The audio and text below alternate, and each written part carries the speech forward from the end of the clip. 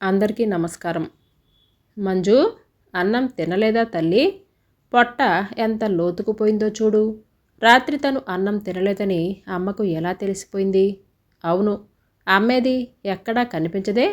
అయినా అమ్మ ఎక్కడెందుకుంటుంది? స్వార్థంతో కాదు, కామంతో కళ్ళు మూసుకుపోయి ఇద్దరు బిడ్డల భవిష్యత్తును కూడా లెక్క చేయకుండా ఎంత నీచమైన పని చేసింది. అటువంటి తల్లిని గురించి ఆలోచించటమే పాపం. నువ్వు ఫోన్ పట్టుకొని ఉన్నావని తెలిసే తల్లి, అయినా నేనేం పాపం చేశానని? నాతో మాట్లాడవే మంజు, ఒక్కసారి అమ్మ అని పిలవ్వే నా బంగారు తల్లి. తల్లి ఏడుపు వినలేక ఠపీమని ఫోన్ పెట్టేసిన మంజు మనసు ఆక్రోశిస్తూనే ఉంది. ఎందుకు ఇంకా ఏడుస్తావు? నా మనసులో నీ మీద ఉన్న గౌరవాన్ని అంతటిని ఒక చెడ్డ నిర్ణయంతో నీ అంతట నువ్వే చెరిపేసుకున్నావు కదమ్మా. చెంపల మీద నుంచి కన్నీరు దారకట్టడంతో ఆ తడికి నిద్రలో నుంచి ఉలిక్కిపడి లేచి మంచం మధ్యలో అచేతనంగా కూర్చుంది మంజుల.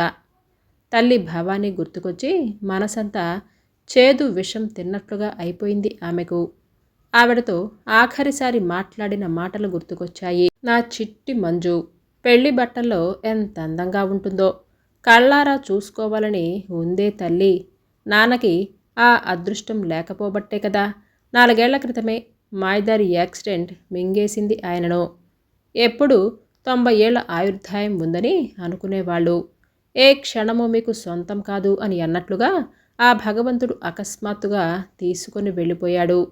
రేపు మా పని నువ్వు వాయిదాలు వేస్తూ నువ్విలాగే ఉద్యోగాలు మార్చుకుంటూ పోతే నేనైనా ఈ కళ్ళతో నీ పెళ్ళి చూస్తానో లేదోనే మంజు అంటున్న అమ్మ మాటలకి, అదేంటమ్మా, అంత కష్టపడి చదువుకున్నాను, ఉద్యోగం ముచ్చట తీరాలి అని అనుకుంటే అందులో తప్పేముంది?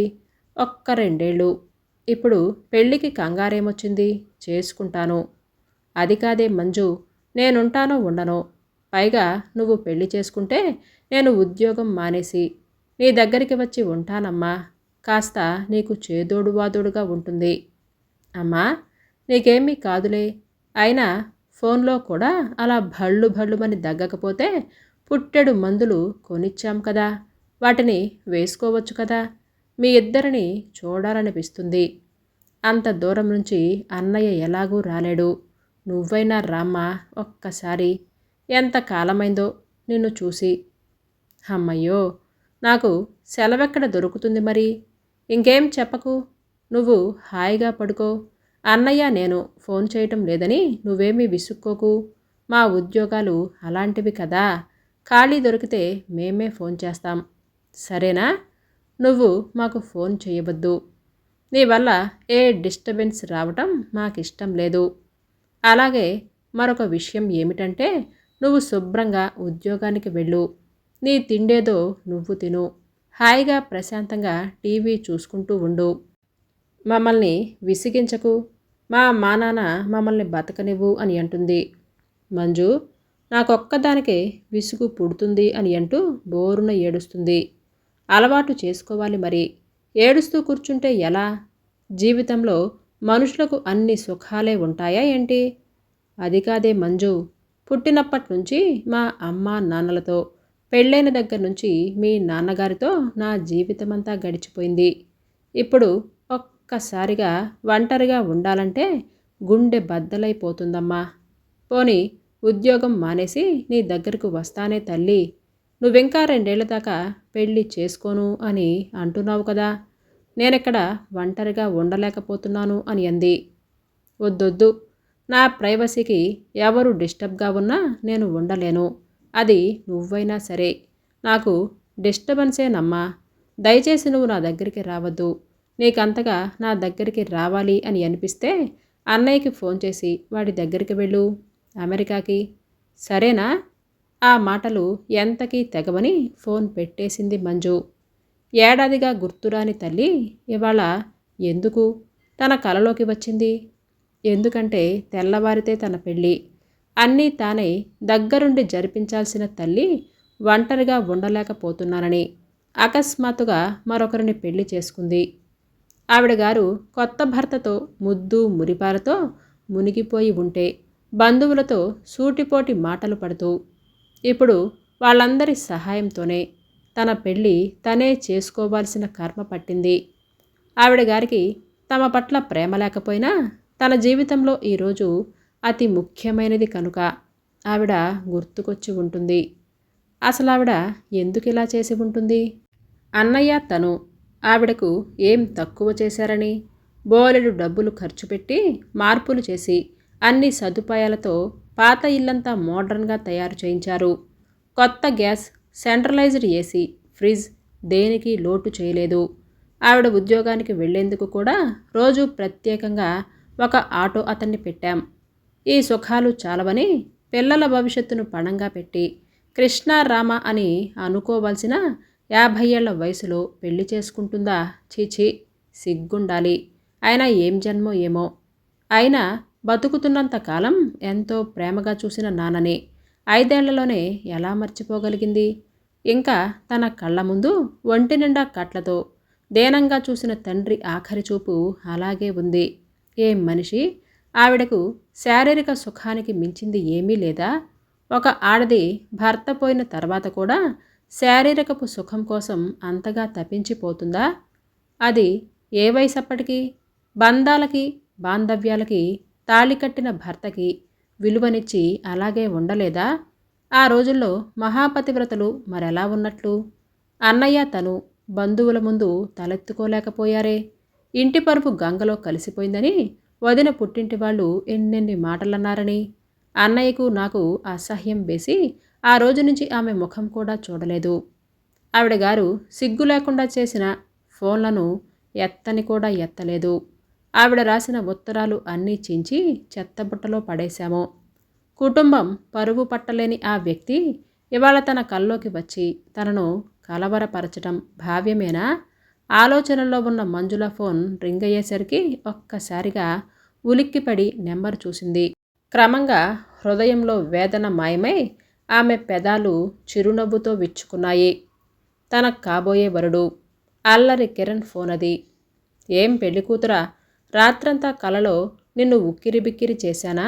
ఏంటి అంత మొద్దు నిద్రపోతున్నావు? ఎన్ని మిస్డ్ కాల్స్ ఉన్నాయో లెక్క పెట్టుకో. అవును, ఇంకా నా గురించి కలలో తేలిపోవటం ఎందుకట? ఇంకా కొన్ని గంటల్లోనే మన మధ్య దూరం తగ్గిపోతుందిగా. ఆ తర్వాత ఎంచక్క నీ చెవిలో ఇల్లు కట్టుకొని కాపురం ఉంటాను. కనుక నీకెంతటితో నాకు ఫోన్ బిల్లులు ఉండనే ఉండవులే. తనని ఒక్క మాట కూడా మాట్లాడనివ్వకుండా అన్నాడు. ఇలా అల్లరితో ఉక్కిరిబిక్కిరి చేసే కిరణ్ ఇక తన దగ్గరే ఉంటాడు అని అనుకునేసరికి మంజుల మనసు పావురాయి ఏకలాగా తేలికైపోయింది. కానీ ఆమె మనస్సు తల్లి గురించి పెళ్లికి ముందే కిరణ్తో చెప్తానంటే అన్నయ్య తక్కిన బంధువులు ససేమిరా వద్దన్నారు. ఆ పాపిష్టి తల్లి గురించి చెప్పి బంగారం లాంటి సంబంధాన్ని పాడు చేసుకోవద్దని, తన జీవితాన్ని నాశనం చేసుకోవద్దు అని అన్నారు. సాంప్రదాయబద్ధంగా ఉన్న కిరణ్ తల్లిదండ్రులను చూశాక మంజులకి కూడా అదే మంచిదేమో అని అనిపించింది.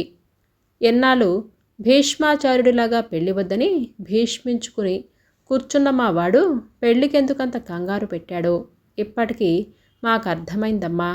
కొందనపు బొమ్మలా ఉన్నావు అని అంటూ కిరణ్ తల్లి మంజుల బుగ్గలను పట్టుకుంది. కాళ్లకు నమస్కరించిన మంజులను ఆప్యాయంగా లేవనెత్తి, నీ పట్టుదల, నడవడిక, ధైర్యం, నిర్ణయాలు తీసుకోగలిగిన తెగువ గురించి 6 నెలలుగా నా కొడుకు ఊరిస్తూ ఇప్పటికీ నిన్ను మా కళ్ళ ముందు ఉంచటం జరిగింది. వాడు తన నిర్ణయాన్ని తనే ఎన్నిసార్లు పరీక్ష చేసుకున్నాడో అర్థమైంది తల్లి. ఇక మీ ఇద్దరి కాపురం గురించి మాకెలాంటి భయాలు ఉండవమ్మా. చిలక గోరింకలను కలిపి అక్షంతలు వేయటం వరకే మా బాధ్యత. కిరణ్ తండ్రి వరాలరావు గారు ఆశీర్వదిస్తుంటే మంజులకు కన్న తండ్రి గుర్తుకొచ్చి కళ్ళల్లో నీళ్లుబికాయి. తన తండ్రికి తనంటే ఎంతో ఇష్టం. తను 10th క్లాస్లో స్టేట్ ఫస్ట్ వచ్చిందని తెలిసి ఆనందంతో ఉక్కిరిబిక్కిరైపోయాడు. ఇదిగో భవానీ, 18 సంవత్సరాలు నిండగానే నా కూతురికి పెళ్లి సంబంధాలు చూడమని తొందర పెట్టకు. అదెంత తెలివైందో చూశావా? ఇక మీదట నా తల్లి అన్నిటా ఫస్టే. మన మంజు ఇంజనీర్ అవ్వాలి. దానికి ఒక బంగారు భవిష్యత్తును అందించాలి. ఆ తర్వాత అది కోరుకున్న వాడితో దాని పెళ్ళి. అదేంటి, పెళ్ళి కూడా దానిష్టమేనన్నమాట. తను తండ్రిని ప్రేమగా వాటేసుకుంటుంటే తల్లి ముద్దుగా నవ్వుకునేది. మీరే దాన్నిలా మునగ చెట్టు ఎక్కించేస్తే ఇంకా అది నా మాటేం వింటుంది కనుక. తండ్రి కూతురు ఒకటే, నేనేగా వేరు అని అనేది అమ్మ.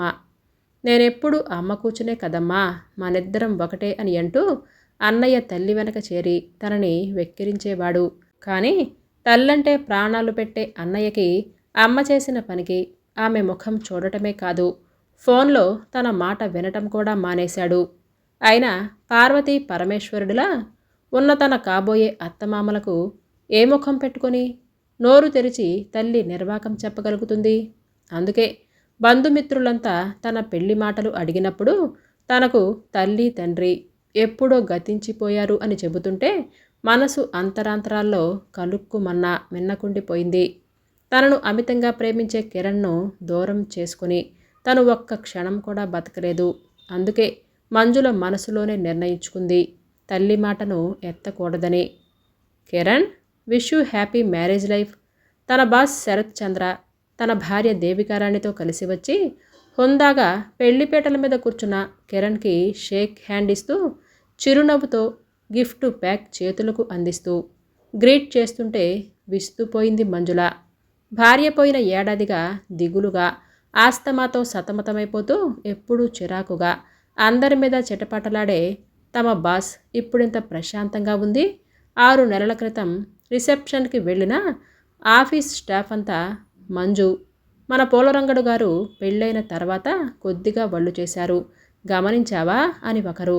అంతేనా, 25 కుర్రాడిలా ముఖం ఎలా వెలిగిపోతుందో అని ఒకరు. పోనీలేరా, కొత్త పెళ్ళాం వచ్చిన తర్వాత మనకు ఆఫీస్లో కొంత విశ్రాంతి దొరికింది, లేకపోతే చిటపటల ఫేస్తో మనకి మెమోల మీద మెమోలేగా అని ఇంకొకరు. అలా చాటుగా ఆయన రెండో పెళ్లి మీద ఎడాపెడా తెగ జోకులు వేసుకున్నారు. పెళ్లిపేటల మీదకు వెళ్ళబోతున్న మంజులకు మళ్ళీ ఎందుకో తల్లి గుర్తుకొచ్చి మనసంతా విషాదంగా అయిపోయింది. కోరుకుంటున్న వాడిని చేసుకుంటూ కూడా ఇంకా దేవదాసు పార్వతిలాగా ఆ ముడుచుకున్న ముఖమేంటే అని స్నేహితురాలు చెవిలో గుసగుసలాడింది. కొంపతీసి కాబోయే పెళ్లి కొడుకు మీద అలిగావా ఏంటే? మంజు మరో ఫ్రెండ్ చెవిని కొరికింది. అదంతా విరహబాధలేవే, మనకి తెలీదు కదా అని ఇంకో ఫ్రెండ్. నువ్వు చాలా అదృష్టవంతురాలువే మంజు.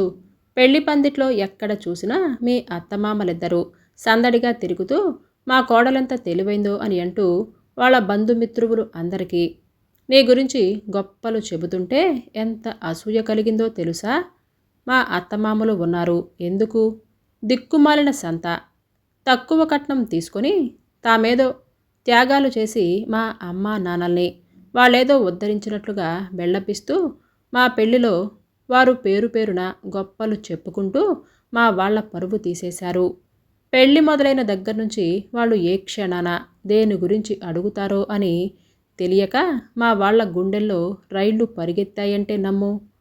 మన మంజు ఆడపడుచులకి కిరణ్ గారంటే ఎంత ప్రాణమో తెలుసా? ఇందాక మగపెళ్లివారి విరిదింటికి వెళ్ళి చూశామే, దిష్టి చుక్క పెట్టే దగ్గర నుంచి తమ్ముణ్ణి అలంకరించేదాకా తమ్ముణ్ణి ఎంత శ్రద్ధగా చూసుకుంటున్నారో తెలుసా? మా ఆడపడుచులాంటి శూర్పణఖ ఉన్నందుకు నేను దిగాలు ముఖం పెట్టాలి కానీ నువ్వెందుకే మంజు అలా ఉన్నావు? స్నేహితురాలు పెళ్లిలో అడుగడుగున తనని ఆటలు పట్టిస్తున్నా మంజుల మనసులో అగ్ని పర్వతాలు బద్దలవుతూనే ఉన్నాయి.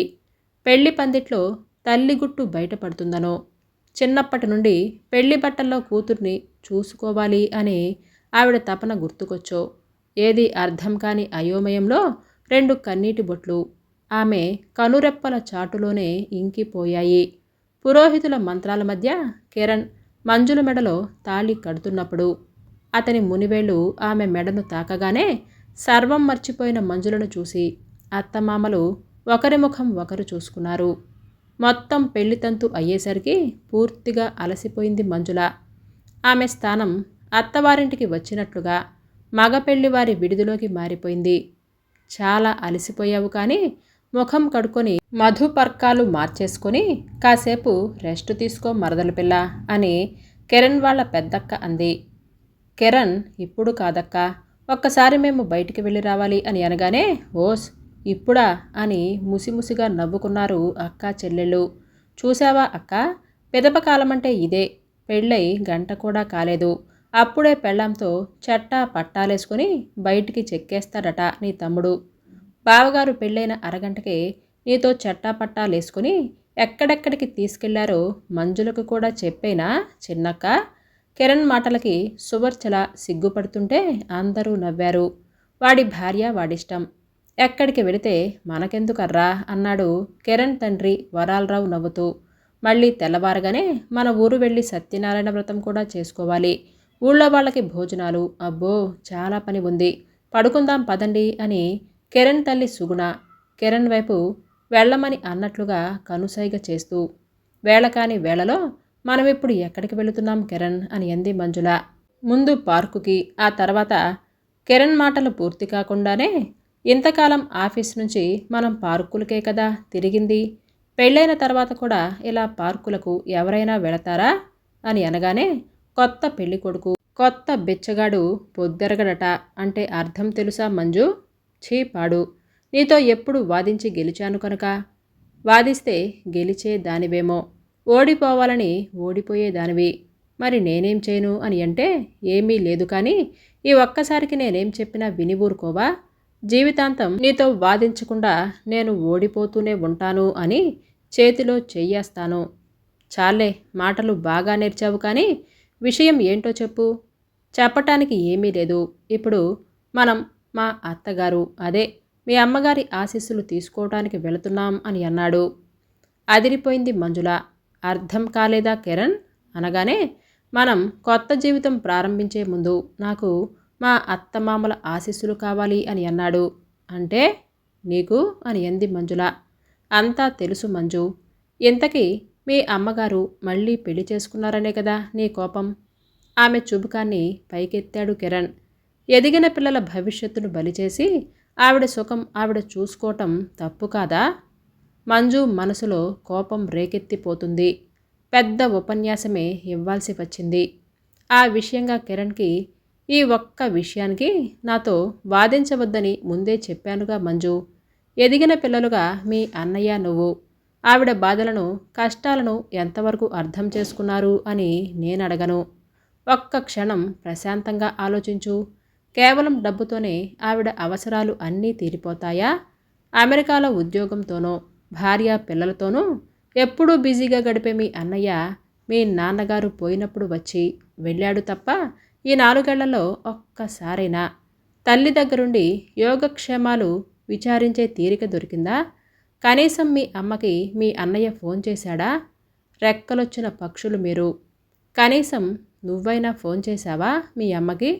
నువ్వైనా ఎలా ఉన్నావమ్మా అని అడిగావా? అమ్మ దగ్గరికి వెళ్ళి మీ ఇద్దరు 4 రోజుల పాటు గడిపి వచ్చినట్లు ఒక్కసారైనా నేనైతే చూడలేదు మంజు.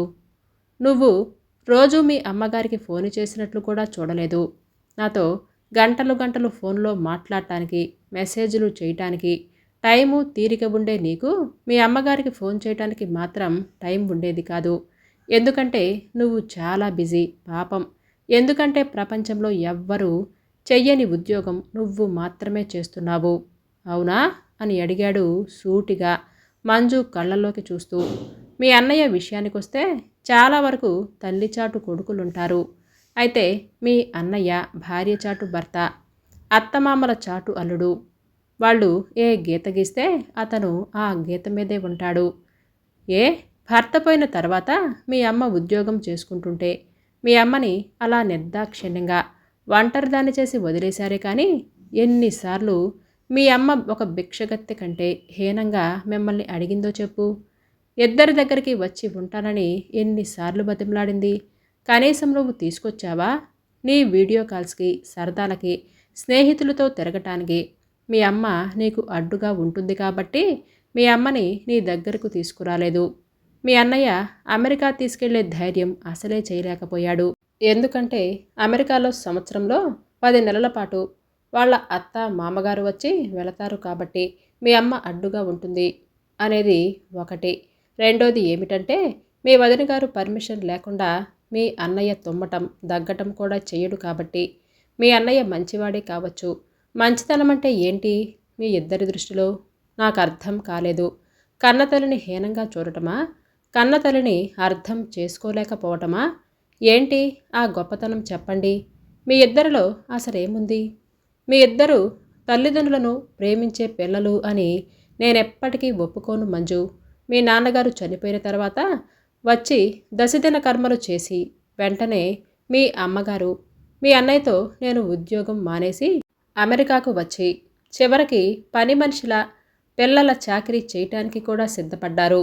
మీ వదినన్న మాటలు విని మీ అన్నయ్య మీ అమ్మని తీసుకెళ్లే ధైర్యం చేశాడా?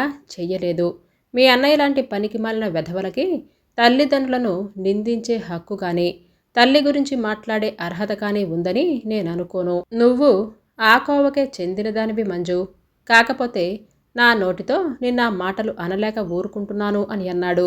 మొట్టమొదటిసారిగా కిరణ్ ముఖంలో కోపాన్ని చూసింది ఇన్ని సంవత్సరాల వారి పరిచయంలో. దాంతో ఆశ్చర్యపోయి ఏమీ మాట్లాడకుండా అతన్నే చూస్తూ ఉండిపోయింది. మీ అన్నయ్య అత్తమామలు ఇద్దరూ కలిసి కూతురు అల్లుడు దగ్గరికి వచ్చే హక్కున్నప్పుడు మీ అమ్మ మీ అన్నయ్యని నవమాసాలు ముయ్యలేదా? పెద్ద చదువులు చెప్పించి అమెరికా వెళ్లేలాగా చేసింది మీ అమ్మ కాదా మరి? అలాంటి తల్లిని నిర్దాక్షిణ్యంగా తండ్రి పోగానే వదిలేయొచ్చా? నీ దృష్టిలో ఏంటంటే ఇల్లు చాలా మోడ్రన్గా తయారు చేయించాం. అది ఆమె సుఖంగా ఉండటానికి చేయించారా? లేకపోతే ఆమె సమాధి కోసమా? ఆమె ఉద్యోగం నుంచి తిరిగి వచ్చిన తర్వాత ఆమె చచ్చిందో లేదో తిందో తినలేదో ఏ రోజైనా ఫోన్ చేసి అడిగారా? లేదు. ఎందుకంటే మీ అందరి ప్రైవసీలకి అడ్డు మరావిడ. అలాంటి ఒంటరితనంతో ఆమె ఎలా ఉంటుంది? మీ అమ్మ మీ అమ్మమ్మ తాతయ్యలకు ఒక్కగానొక్క కూతురు. ఆమె పుట్టిన దగ్గర నుంచి తల్లిదండ్రులను విడిచి ఏనాడు ఉన్న మనిషి కాదావిడ. ఆ తర్వాత పెళ్ళవగానే అన్నీ మీ నాన్నగారే అని నమ్ముకొని వచ్చి ఆయనే ప్రపంచంలా భావించి మరో ప్రపంచం లేకుండా బతికింది ఆవిడ. కనీసం నిన్నైనా పెళ్లి చేసుకోమందే. నువ్వు చూస్తే ఇంకా నా మీద నమ్మకం కలగక నాకు పెట్టాల్సిన పరీక్షలు పూర్తి కాక పెళ్లికి ససేమిరా అన్నావు. అన్నయ్యేమో పెళ్ళాం వద్దందని తీసుకెళితే డబ్బు ఖర్చవుతుందని ఆవిడను తీసుకెళితే ఎక్కడ వారి ప్రైవసీలకు అడ్డు తగులుతుందో అని భయపడి మీ అమ్మని తీసుకెళ్లలేదు. మీ అన్నయ్య వదిన గురించి నాకు తెలియదు అని అనుకుంటున్నావా? వాళ్ళు అమెరికా కల్చర్కి పూర్తిగా అలవాటు పడిపోయారు. వాళ్ళ అత్తమామలు అందులోనే ఉన్నారు కాబట్టి వాళ్ళు నచ్చుతున్నారు. మీ అమ్మగారు ఎక్కడ ఇవన్నీ చూసి నోరు వెళ్ళబెడతారో, నలుగురిలో ఎక్కడ విషయాలు తెలిసిపోతాయో అని. మీ అమ్మొస్తే పెద్ద తలనొప్పిగా ఆటంకంగా ఇబ్బందిగా ఉంటుందని మీ వదిన వద్దు అనగానే నోరు విప్పలేదు మీ అన్నయ్య. మీ అన్నయ్య పట్టించుకోక నువ్వు పట్టించుకోక మీ అమ్మ మరొక జీవితాన్ని ఏర్పరచుకుంటే మీ అమ్మని నిందించే హక్కును మీకెవరిచ్చారు? అసలు ఎందుకంటున్నారు మీ అమ్మని? మాటలు నాలుకలు చీలికలు చెయ్యాలి మంజు. ఇలాంటి మాటలు మాట్లాడే పిల్లలు అందరినీ కూడా. ఏం తల్లిదండ్రులకు మాత్రం సంతోషంగా బతికే అర్హత లేదా? హక్కు లేదా? మీ అమ్మకి 50 సంవత్సరంలో పెళ్లి చేసుకుందని తిడుతున్నావే. మన పెళ్ళైన సంవత్సరానికో 5 ఏళ్లకో 10 ఏళ్లకో నేను పోతే నువ్వు పెళ్లి చేసుకోవా? ఇప్పుడు మీ వదినికి ఏదైనా జరిగితే మీ అన్నయ్య కూడా పెళ్లి చేసుకోవాలి కదా. ఏం మనం వయసులో ఉన్నాం, మనము ఏదైనా చెయ్యొచ్చు, అది తప్పు కాదు. కానీ మీ అమ్మగారు చేయటం తప్ప? అవునా? అసలు మీ అమ్మని మీరే ప్రోత్సహించారు. మీ అమ్మననే అర్హత మీకు ఎంత మాత్రమూ లేదు అని అంటూ మాటలంటుంటే ఊపిరి తీసుకోలేకపోతుంది మంజు. మీకు తీరిక ఉండకపోవటం సహజమే. అందుకు మిమ్మల్ని నేను తప్పు పట్టను. కానీ జంటను పోగొట్టుకొని రెక్కలు విరిగిపోయి అనారోగ్యంతో కుంగిపోయిన పక్షి మీ అమ్మగారు. ఎవరూ పలకరించే దిక్కులేక ఆమె ఎలా ఉంటుందని ఎప్పుడైనా మీరు ఆవిడ కోణంలో నుంచి ఆలోచించారా? కాలం మారిపోయి మనిషి జీవన ప్రమాణం తిరిగి ఈ రోజుల్లో 50 ఏళ్ళనగా ఎంత ఆవిడది? తోడు లేక బతకలేకే కదా. ఏ క్షణాన్నైనా సరే నా అనే తోడు దగ్గర లేకుండా ఎక్కడ తన ప్రాణం పోతుందో అని ఆరాటం. మన బాస్ రెండో పెళ్లి చేసుకుంటే నువ్వెంతగానో సంతోషించావు కదా. మరి ఆడవాళ్లకొక న్యాయం, మగవాళ్ళకి ఒక న్యాయమా? ఒక స్త్రీవి అయ్యుండి ఒక స్త్రీ మనసుని, అందులోనూ నిన్ను కన్నతల్లి మనసుని అర్థం చేసుకోలేకపోయావంటే నేను నమ్మను. నీ మనసులో సమాజం పట్ల ఒక భయం ఉంది. సమాజం ఒప్పుకుంటే నీకు ఎలాంటి అభ్యంతరమూ లేదు. అంతేనా? ఎందుకంటే ఎవరేమనుకుంటారో, వాళ్ళందరికీ సమాధానాలు చెప్పాల్సి వస్తుందని ఒక అసహ్యాన్ని నువ్వు మీ అన్నయ్య మనసులో నింపేసుకున్నారు. నేను నేను అంటూ మాట్లాడుతున్న ఆమెను మాట్లాడనివ్వలేదు కిరణ్. మంజు, సమాజం అంటే ఎవరు? నువ్వు నేను. మనమంతా కలిస్తేనే సమాజం ఏర్పడింది. సమాజాన్ని అర్థం చేసుకోవటంలో తప్పటడుగు వేస్తే ఆదర్శ యువతగా దాన్ని సరిదిద్దవలసిన బాధ్యత నీది కాదా? మంజుల కళ్ళ వెంట కన్నీరు దుఃఖంలా పొంగుకొస్తుంది. ఎన్నాళ్ళు తను తన తల్లినే కాదు, కిరణ్ని కూడా సరిగ్గా అర్థం చేసుకోలేదు. తన గురించి సంపూర్ణంగా తెలిసే తను స్వీకరించాడన్నమాట. ఇదంతా నాకెవరో చెప్పారు అని అనుకోకు. తప్పు చేసినట్లుగా తల వంచుకునే ఉంది మంజు. ఈ సమాజ దౌత్యాన్ని స్వయంగా కళ్ళతో చూసిన వాడిని. అంటే మా అమ్మను నువ్వెప్పుడు చూశావు కిరణ్ అని అడిగింది. మా అమ్మలో మీ అమ్మని చూశాను మంజు. ఏ అమ్మైనా అదే కదా అంటే కిరణ్ నిట్టూర్చాడు. మంజు, నా 10 ఏళ్లప్పుడు నా కన్నతండ్రి పోయారు. ఇంట్లో జరుగుబాటుకి ఏ పని చేద్దామన్నా చుట్టుపక్కల మగాళ్ళనే కాదు, అయిన వాళ్ళ ఆకలి చూపులు అమ్మని వేధించేది. విసిగి వేసారిపోయి చచ్చిపోదాము అని అనుకున్న ఆమెకు పేగుబంధం కాళ్లకు అడ్డుపడేది. ఆ సమయంలో భార్య పోయి 2 ఆడపిల్లల పెంపకంతో సతమతమవుతున్న ఇప్పటి నాన్న మాకు తారసపడ్డారు. 15 ఏళ్ల క్రితం లోకానికి భయపడక వాళ్ళిద్దరూ పెళ్లి చేసుకున్నారు. ఎవరేమన్నా చెలించలేదు. ఆయన బిడ్డలే అమ్మకు సొంత కూతుళ్ళయ్యారు. అమ్మ బిడ్డనైన నాకు ఆయన తండ్రిగా ప్రేమతో పాటు చదువుకునే చక్కటి సంస్కారాన్ని అందించారు. ఆయన నాతో పాటు అమ్మకు తన కాళ్ల మీద తాను నిలబడి ఎలాంటి ఒడిదుడుకులైనా ఎదుర్కొనేలా చదువు చెప్పించి ఉద్యోగస్తురాలిని చేశారు. మా అక్కలను నన్ను చూసిన వాళ్ళంతా మేము ఒక్క తల్లిదండ్రుల పిల్లలమే అని అనుకునేలాంటి సంస్కారాన్ని అందిస్తూ వాళ్ళిద్దరూ ఎన్నో కష్టాలు పడి మమ్మల్ని ఇంతగా పెంచి పెద్ద చేశారు. కిరణ్, అందుకేనా నీలో మంచితనంతో పాటు అంతటి సంస్కారం ఉంది? కానీ నేను ఎంత దుర్మార్గురాలిని కిరణ్. కన్నతల్లి మనసును అర్థం చేసుకోకపోవటమే కాకుండా నా ప్రవర్తనతో ఈ వయసులో ఆవిడను ఎంతో బాధ పెట్టాను అని అంటూ ఏడ్చింది. తప్పులు అందరూ చేస్తారు మంజు. చేసిన తప్పుకు పశ్చాత్తాప పడటమే పెద్ద శిక్ష. కానీ కిరణ్, అమ్మ దగ్గరికి నేను ఇప్పుడు వెళితే అమ్మ నన్ను క్షమిస్తుందంటావా? అయినా ఈ విషయం గురించి ఎవరికైనా తెలిస్తే బాగుంటుందంటావా అని జీరపోయిన గొంతుతో అంది.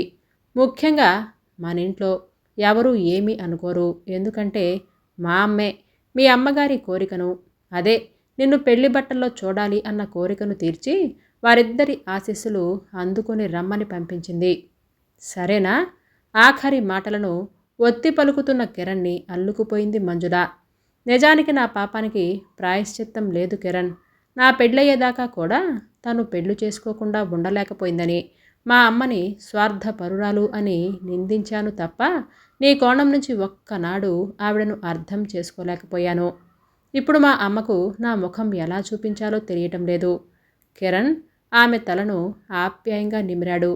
రాయిలాంటి బిడ్డనైనా లక్కలా కరిగిపోయి క్షమించగలిగే చల్లని మనసును ప్రతి తల్లికి ఆ భగవంతుడిచ్చాడు మంజు అని ఇంటి ముందు వెళ్ళి కారాపాడు. వెంటనే తలుపు కొట్టాడు.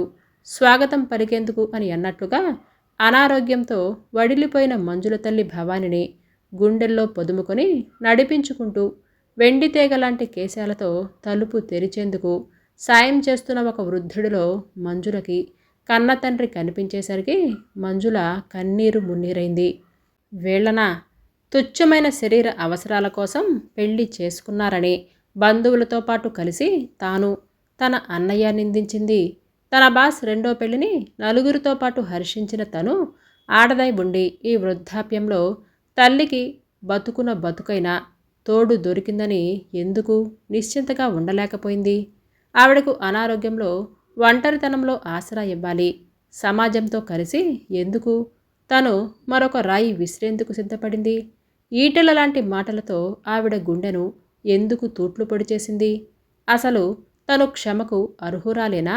వదినకు భయపడి, అన్నయ్య వాళ్ళ అత్తామామలకు భయపడి, వాళ్ళ అత్తామామల్ని నెత్తికెక్కించుకొని వదిన ఆడినట్లే ఆడి బొమ్మలా తయారైపోయి అమ్మని నానా మాటలు అంటుంటే తను కూడా మరొక మాటని అన్నయ్యతో పాటు ఎందుకు శృతి కలిపింది? ఎందుకు అన్నయ్యతో పాటు సహకరించింది? కిరణ్లా ఎందుకు ఆలోచించలేకపోయింది? ఎందుకు తన తల్లిని అర్థం చేసుకోలేకపోయింది? సాటి స్త్రీని ఒక మనిషిలా కూడా ఎందుకు తను చూడలేకపోయింది? ఇలా మంజుల మనసులోని సందేహాలు అన్నీ తల్లి భావాన్ని తనివి తీరని కౌగిలిలోనే చేరింది. బిడ్డ చేరువైనందుకు ఆ దంపతుల కళ్ళల్లోని తృప్తికి కరిగి ఆవిరై ఆమె మనసు దూది పింజంలా తేలిపోయింది. కొత్త దంపతుల శిరస్సులపై వారి ఆనంద భాష్పాలే అక్షింతలు అయ్యాయి. మంజుల అలా కన్నీరు నిండినటువంటి కళ్ళతో, నిజం చెప్పాలంటే ఆనంద భాష్పాలతో కిరణ్ వైపు చూస్తూ ఉండిపోయింది. హాయ్ అండి, ఈ కథ మీకు నచ్చిందండి? అయితే లైక్ చేయడం, సబ్స్క్రైబ్ చేయడం, షేర్ చేయడం మర్చిపోవద్దు. రేపు మరలా సరికొత్త వీడియోతో మీ ముందుకు వచ్చేస్తాను. అంతవరకు బాయ్.